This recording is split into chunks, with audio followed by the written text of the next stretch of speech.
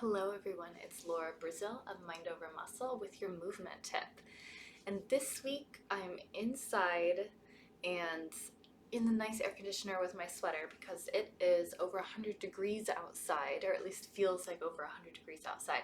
So I hope you're inside and staying cool if that's the case for you. But I wanted, during this hot time, I've been reading a lot. So I wanted to give you a couple things that you could do if you're like me and want to be inside and not outside, and how you can move more while you're reading, which tends to be a pretty low movement activity. So how can we move more and move differently while we're reading? So have a great book with you, and then also a couple things for bolstering. So I just have a couple towels here rolled up. You could use towels, pillows. If you have actual kind of yoga bolsters, you could use that as well. But let's jump in. So I'm going to give you two different ways that you can move a little bit differently. Most of the time when we're reading for long periods of time, it tends to be on something pretty comfortable, and we tend to stay in the same position for a long time. So we're going to get a little, I guess, less comfortable here. I don't want you to be uncomfortable, but the more you can move while you're reading and change positions, the more you will obviously be moving. The first one is just simply laying on your back. So for many of us, when we lay on our back, it's uncomfortable. So if you're reading here and you're laying on your back, you might notice that my rib cage is up and elevated a little bit.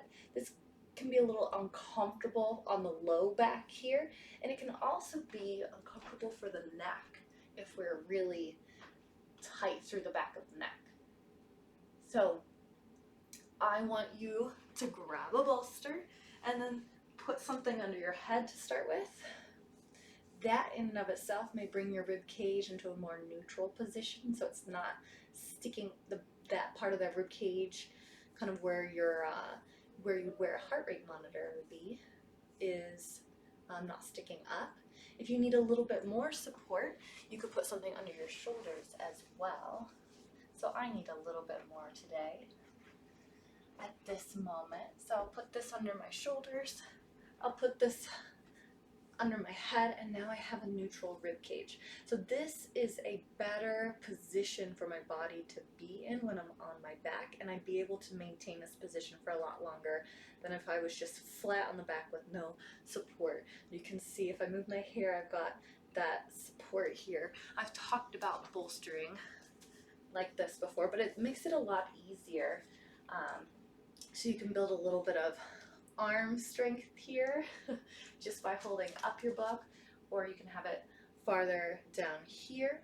If this is too much, you can see that my elbow is off the floor. If that's too much, then you could take a different bolster and put that under your arm, so your arm can simply rest there. So you don't have to hold that arm up the whole time or have it on the floor, which is a little bit awkward. You can put it right under here, bolster your head, bolster your shoulders, and then bolster your arms. So you can just kind of hang out in that neutral core position for a whole lot longer, and the firmness of the floor will move you in new ways than if you would be laying on a bed, let's say. All right, so let's go and turn over to our stomach. So a typical position we'll see, let's say kids reading in, you can set your bolstering aside for a moment, is this one here. When we're laying with our hips on the ground and our elbows on the ground, we've got our book and we're looking at the book here. So many people, if they look at this and see this position here, they'd be like, my low back is going to be killing me. And for many of us, myself included, our low back tends to do a lot of the extension that is required here because our hips don't do a lot of extension. So in this position, if doing this causes your back to hurt, let's get your hips involved so your back doesn't have to extend quite so much. So you'll take that rolled up towel or blanket again, you'll roll it up, and you're gonna put your hip bones right at the apex of your rolled up towel. You'll put your hip bones down right there. And so now your hip bones are resting there. Your pubic bone can drop down lower than your hip bones, so the pubic bone's right where the kind of the two sides of the groin meet. And we can get a little bit of hip extension here. And in this position, my low back doesn't have to do nearly as much as extension as it did before because the hips are elevated. So instead of getting like a one curve in the low back, we get the hips involved here and change the angle of the spine a little bit. And then, so this is a way that you can bolster this kind of Sphinx reading position, if you will, if you're into yoga poses. All right, so these are, remember I did the laying on the back one, you can bolster that to your comfort, and then this one here, bolster it to your comfort.